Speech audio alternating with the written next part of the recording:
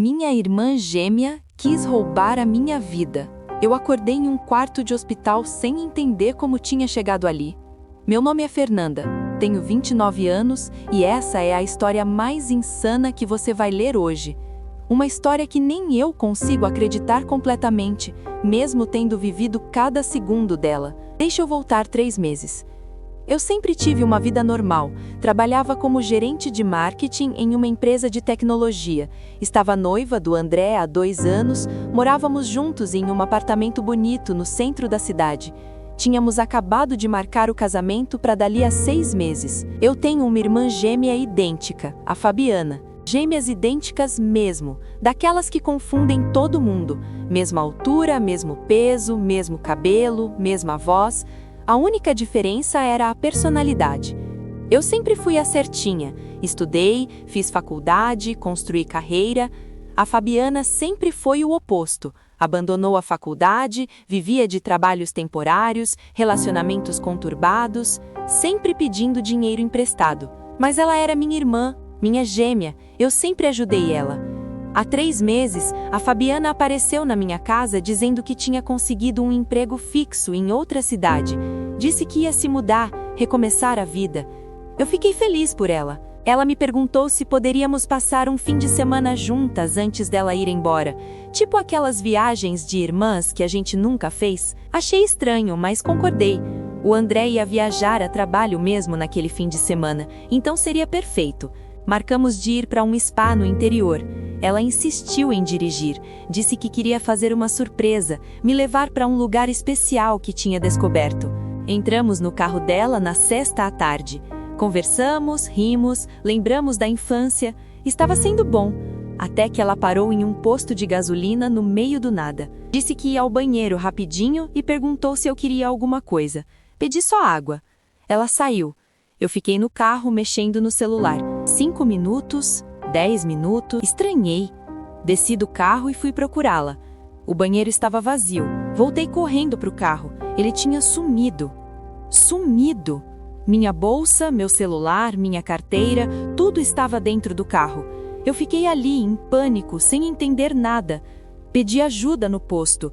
O atendente me olhou confuso e disse que eu acabava de sair dali dirigindo, que tinha pagado a gasolina há 5 minutos.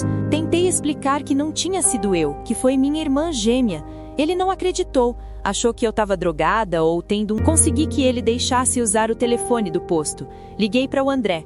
Ele não atendeu. Liguei para minha mãe e contei desesperada que a Fabiana tinha me deixado no posto, levado o carro com todas as minhas coisas. Minha mãe disse que eu estava fazendo uma brincadeira de mau gosto, que eu mesma tinha ligado para ela há 1 hora, dizendo que estava em casa com dor de cabeça e ia dormir cedo. Meu sangue gelou. Tentei explicar que não tinha sido eu quem ligou, que foi a Fabiana se passando por mim. Minha mãe respondeu que eu parasse com aquilo, que a Fabiana estava em São Paulo. Demorou 3 horas para eu conseguir convencer minha mãe a me buscar. Quando ela chegou e me viu, ficou pálida. No caminho para casa, tentei ligar para o André 1000 vezes. Nada. Quando chegamos no meu apartamento, usei a chave reserva que minha mãe tinha. Abri a porta. A casa estava vazia. Não tipo bagunçada ou roubada. Vazia. Sem móveis, sem roupas, sem nada. Como se ninguém morasse ali há meses. Entrei em desespero. Minha mãe também. Tentamos o número do André de novo. Desligado. Fui até a empresa onde eu trabalhava na segunda-feira, precisava entender o que estava acontecendo. Quando cheguei na recepção, a moça me cumprimentou dizendo que eu tinha esquecido alguma coisa, que eu tinha saído há pouco tempo. Respondi que não tinha vindo trabalhar naquele dia. Ela ficou confusa, disse que claro que eu tinha vindo, que cheguei às 8 da manhã, trabalhei até agora e saí para o almoço há 20 minutos. Subi correndo para o meu andar, fui direto à minha sala. E lá estava ela, a Fabiana, sentada na minha mesa, usando minhas roupas, usando meu crachá, vivendo minha vida. Ela me viu e ficou pálida por um segundo, mas se recompôs rápido. Comecei a gritar o nome dela, perguntando o que ela estava fazendo, o que era aquilo tudo. Os colegas começaram a se aproximar, confusos. Meu chefe perguntou se ela conhecia aquela moça. Eu gritei que eu era a Fernanda. Todo mundo me olhou como se eu fosse louca. A Fabiana se levantou, calma, disse para todos que eu era a irmã dela, a Fabiana, que eu tinha alguns problemas, surtos psicóticos, que a família estava cuidando de mim, mas às vezes eu fugia e ficava confusa, achando que era ela. Meu mundo desabou. Comecei a gritar que ela estava mentindo, que eu era a Fernanda, que ela era a Fabiana, que ela tinha roubado minha vida. Meu chefe me olhou com pena.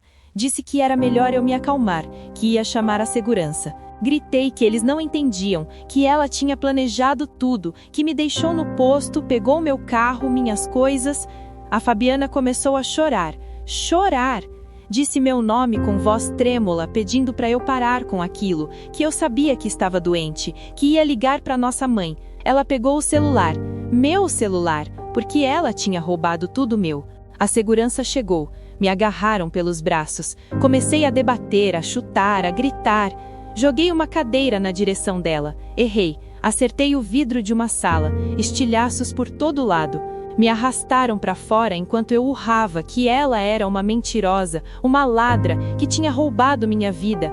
As pessoas olhavam com pena, com medo, como se eu fosse perigosa. A Fabiana continuava chorando, sendo consolada pelos meus colegas no meu escritório. Fui direto para a polícia. Tentei fazer um boletim de ocorrência. Mas como? Eu não tinha documentos, não tinha nada, tudo estava com ela. Quando contei minha história, a policial me olhou com ceticismo, pediu documentos, eu não tinha. Ela investigou e descobriu que todos os registros, todas as contas, tudo estava no nome da Fabiana há anos. Meu apartamento estava alugado no nome dela, minha conta bancária tinha sido transferida para o nome dela. A policial disse que não podia fazer nada sem provas, que aquilo parecia questão de família, que eu procurasse. Eu saí de lá aos gritos, chamei a policial de incompetente, de conivente, disse que quando eu aparecesse morta, a culpa seria dela. 2 policiais me escoltaram para fora. Fui para a casa da minha mãe. Ela estava lá, com a Fabiana. As duas, sentadas na sala, tomando chá, conversando. Quando entrei, as duas se levantaram. Minha mãe veio até mim com expressão preocupada. Disse que a Fernanda tinha contado tudo, que eu tinha ido até o trabalho dela, causado uma cena, quebrado coisas. Comecei a gritar de verdade. Apontei para Fabiana e gritei que aquela ali era a mentirosa, a golpista, a ladra, que tinha roubado minha vida. A Fabiana começou a chorar de novo. Disse para minha mãe que eu estava tendo um dos episódios, que ela tinha medo de mim. Eu avancei nela. Sim, eu avancei. Peguei ela pelo braço, virei ela de frente para o espelho da sala. Gritei para minha mãe olhar bem, perguntar para aquela mulher detalhes que só eu saberia, coisas íntimas, segredos. Minha mãe estava tremendo, assustada com minha reação, mas fez as perguntas. E a Fabiana respondeu todas certas, porque ela era minha irmã. Ela viveu tudo o que eu vivi, sabia tudo o que eu sabia. Eu desmoronei, caí de joelhos no chão, chorando, gritando que era tudo mentira, que ela tinha roubado minha vida. Minha mãe ligou para uma ambulância. Disseram que eu estava tendo um surto psicótico grave, que precisava de internação. Tentei fugir. 3 enfermeiros me agarraram, me aplicaram um sedativo à força enquanto eu gritava, esperneava, mordia. A última coisa que vi antes de desmaiar foi a Fabiana, em pé, olhando para mim, com uma expressão que eu nunca tinha visto no rosto dela. Vitória. Fui internada em uma clínica psiquiátrica, por surtos psicóticos e delírios de identidade. Fiquei lá 2 meses. 2 meses tomando remédios, fazendo terapia, enquanto médicos tentavam me convencer de que eu era a Fabiana e que tinha inventado ser a Fernanda por inveja da vida da minha irmã. Fiz escândalos, quebrei coisas, tentei fugir 3 vezes, agredi uma enfermeira que insistia em me chamar de Fabiana. Me colocaram em isolamento por 1 semana. Quase acreditei na versão deles, quase enlouqueci de verdade. Até que uma enfermeira percebeu algo. Ela notou uma pequena cicatriz atrás da minha orelha esquerda, uma cicatriz de quando caí de bicicleta aos 7 anos. E ela lembrou que tinha visto os registros médicos da Fernanda real.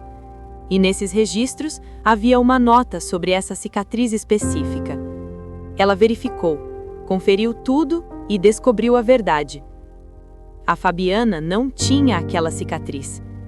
Ela me procurou em segredo, disse que acreditava em mim, que ia me ajudar. Reuniu evidências, fotos antigas, registros escolares que mostravam a cicatriz em exames médicos antigos. Fomos à polícia de novo, dessa vez com provas reais.